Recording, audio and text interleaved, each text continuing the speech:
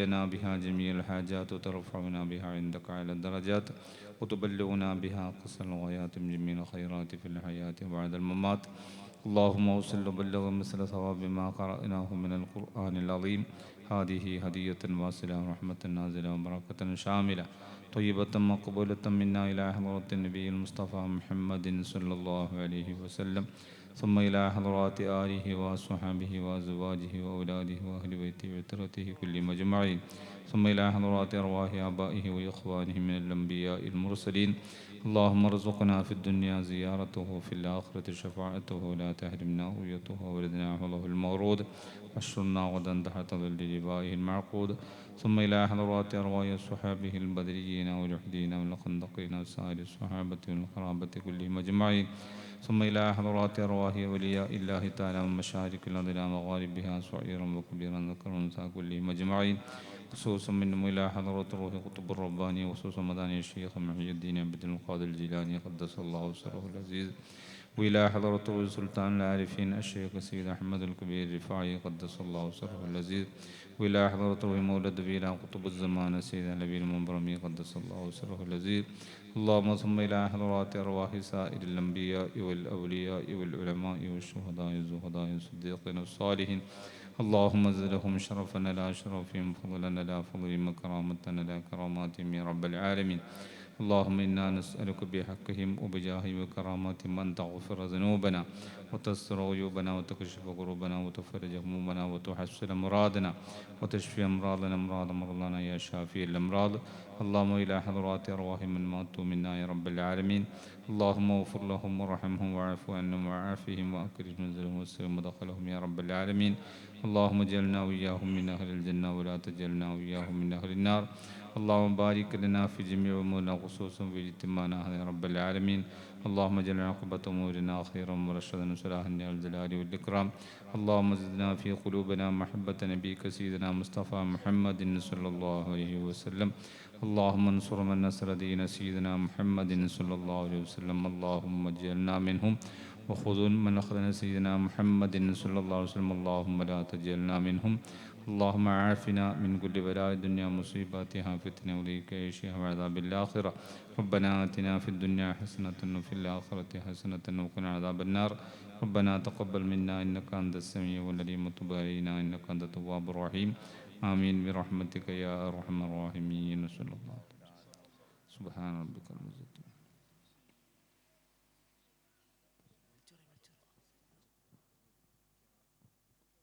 വേദിയിൽ ഖിറാത്ത് പാരായണത്തിന് വേണ്ടി ഷാഫി ഇർഷാദ്, ഹാഫിദ് ഷാഫി പ്രത്യേകം സ്വാഗതം.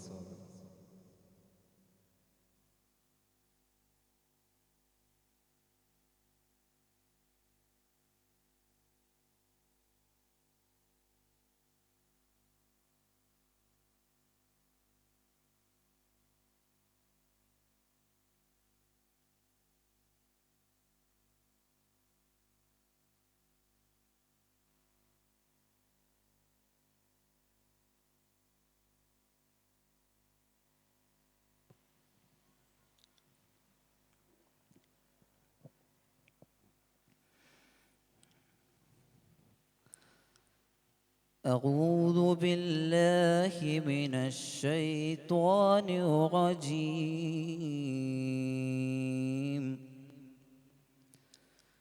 بسم الله الرحمن الرحيم. إن الله لا يستحيي أن يضرب مثلا ما بعوضة فما فوقها فأما الذين كفروا فيقولون ماذا أراد الله بهذا مثلا يضل به كثيرا ويهدي به كثيرا وما يضل به إلا الفاسقين. الذين ينقضون عهد الله من بعد ميثاقه ويقطعون ما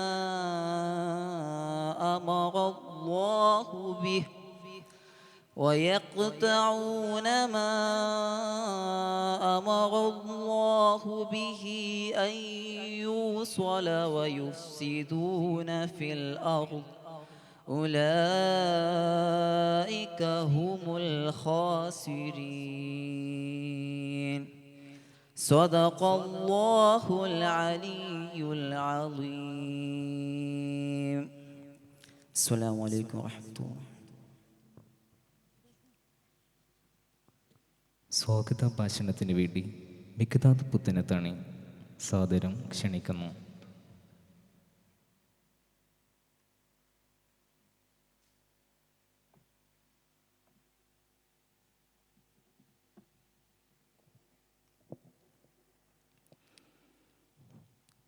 അസ്സലാമു അലൈക്കും വറഹ്മത്തുള്ളാഹി വബറകാതുഹു. ബിസ്മില്ലാഹ് വൽഹംദുലില്ലാഹ് വസ്സലാത്തു വസ്സലാമു അലാ അഷ്റഫിൽ മഖ്ലൂഖീൻ വഅലാ ആലിഹി വസഹ്ബിഹി അജ്മഈൻ ബിറളില്ലാഹി അമ്മാ ബഅദ്. ഏറ്റവും ആദരവ് നിറഞ്ഞ ശൈഖുനാ ഉസ്താദ് അവറുകൾ, മറ്റ് സയ്യിദ് അവറുകൾ, ബഹുമാനപ്പെട്ട ഖാദി അവറുകൾ, മറ്റ് എൻ്റെ ശബ്ദം ശ്രവിക്കുന്ന പ്രിയപ്പെട്ട ഉപ്പമാര്, സഹോദര സഹോദരിമാർ, അല്ലാഹു സുബ്ഹാനഹു വ തആല നാം ഒരുമിച്ച് കൂടിയതിനെ സ്വീകരിക്കുമാറാകട്ടെ. ഇതുപോലെ നാളെ അവിടുത്തെ ജന്നാത്തുൽ ഫിർദൗസിൽ ഒരുമിച്ച് കൂടാൻ നമുക്ക് തൗഫീക്ക് നൽകുമാറാകട്ടെ. ഹബീബായ സല്ലല്ലാഹു അലൈഹി വസല്ലമ തങ്ങളുടെ 1500-ാം ജന്മദിനത്തിൻ്റെ ഭാഗമായി ഇരിങ്ങല്ലൂർ പാലാണി ജുമാ മസ്ജിദിലെ മുഹിയ്യസുന്ന സ്റ്റുഡൻസ് അസോസിയേഷൻ സംഘടിപ്പിക്കുന്ന അൽ മവദ്ദ മീലാദ് കോൺഫറൻസിൻ്റെ വേദിയിലാണ് നാം നിങ്ങളും ഒരുമിച്ച് കൂടിയിരിക്കുന്നത്. ഹബീബായ സല്ലല്ലാഹു അലൈഹി വസല്ലമ തങ്ങളുടെ ജീവിത ചരിത്രങ്ങൾ ഓരോന്നെടുത്ത് പരിശോധിക്കുമ്പോഴും അവിടങ്ങളിലെല്ലാം നമുക്ക് നമ്മുടെ ജീവിതത്തിൽ പടർത്താനുള്ളത് മാത്രമാണ് അവിടുത്തെ ജീവിതത്തിൽ ഉണ്ടായിട്ടുള്ളൂ. ഹബീബായ സല്ലല്ലാഹു അലൈഹി വസല്ലമ തങ്ങൾ ഒരു കാര്യം സ്വഹാബത്തിനോടോ മറ്റോ ഉപദേശിക്കുകയാണെങ്കിൽ ആദ്യമായിട്ട് ഹബീബായ സല്ലല്ലാഹു അലൈഹി വസല്ലമ തങ്ങളുടെ ജീവിതത്തിൽ പടർത്തിയതിന് ശേഷം മാത്രമാണ് ഹബീബായ സല്ലല്ലാഹു അലൈഹി വസല്ലമ തങ്ങൾ മറ്റുള്ളവരിലേക്ക് എത്തിക്കുകയുള്ളൂ. അത്രമാത്രം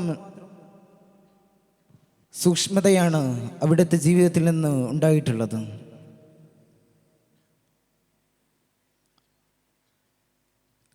ഹബീബായ സല്ലല്ലാഹു അലൈഹി വസല്ലമ തങ്ങളുടെ അടുക്കലേക്ക് ഒരു സ്വഹാബി അവിടുത്തെ മകനെയും കൂട്ടിക്കൊണ്ട് ഹബീബായ സല്ലല്ലാഹു അലൈഹി വസല്ലമ തങ്ങളുടെ ഹദ്റത്തിലേക്ക് കടന്നു വരികയാണ്. ഹബീബായ സല്ലല്ലാഹു അലൈഹി വസല്ലമ തങ്ങളോട് പറയുകയാണ്, നബിയെ, എൻ്റെ മകൻ വളരെയധികം മധുരം കഴിക്കുന്നുണ്ട്, കൂടുതലായിട്ട് മധുരം കഴിക്കുന്നുണ്ട്, അത് തങ്ങളൊന്ന് ഉപദേശിക്കണമെന്ന് പറഞ്ഞുകൊണ്ട് ഹബീബായ സല്ലല്ലാഹു അലൈഹി വസല്ലമ തങ്ങളുടെ അടുക്കലേക്ക് കൊണ്ടുവന്നപ്പോൾ ഹബീബായ സല്ലല്ലാഹു അലൈഹി വസല്ലമ തങ്ങൾ അവിടുന്ന് ആ സ്വഹാബത്തിനെ ആശ്വാസപ്പെടുത്തിക്കൊണ്ട് പറഞ്ഞു, ഇന്ന് നിങ്ങൾ വീട്ടിലേക്ക് പോയിക്കോളൂ, ഒരാഴ്ച കഴിഞ്ഞതിന് ശേഷം ഇങ്ങോട്ട് മകനെയും കൂട്ടിക്കൊണ്ട് വരാനാണ് അവിടുന്ന് ആവശ്യപ്പെടുന്നത്. ഹബീബായ സല്ലല്ലാഹു അലൈഹി വസല്ലമ തങ്ങൾ അവിടുത്തെ ജീവിതത്തിൽ നല്ലോണം മധുരം കഴിക്കാറുണ്ടായിരുന്നു. അതുകൊണ്ട് തന്നെ ഹബീബായ സല്ലല്ലാഹു അലൈഹി വസല്ലമ തങ്ങൾ ആ സമയത്ത് അവിടെ നിന്ന് ഉപദേശിക്കുകയില്ല. ഹബീബായ സല്ലല്ലാഹു അലൈഹി വസല്ലമ തങ്ങൾ ഒരാഴ്ചക്ക് ശേഷം ആ സ്വഹാബിയും അവിടുത്തെ മകനുമായിക്കൊണ്ട് കടന്നു വരികയാണ്.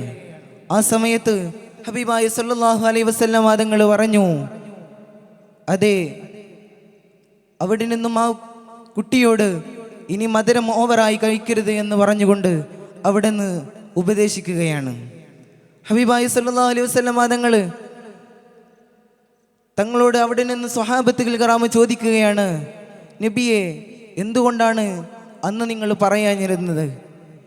ഇത്രയും ദിവസത്തേക്ക് നീട്ടിവെക്കാനുള്ള കാരണം എന്താണെന്ന് ചോദിച്ചപ്പോൾ ഹബീബായി തങ്ങൾ അവിടെ നിന്ന് പറഞ്ഞു കൊടുക്കുകയാണ്,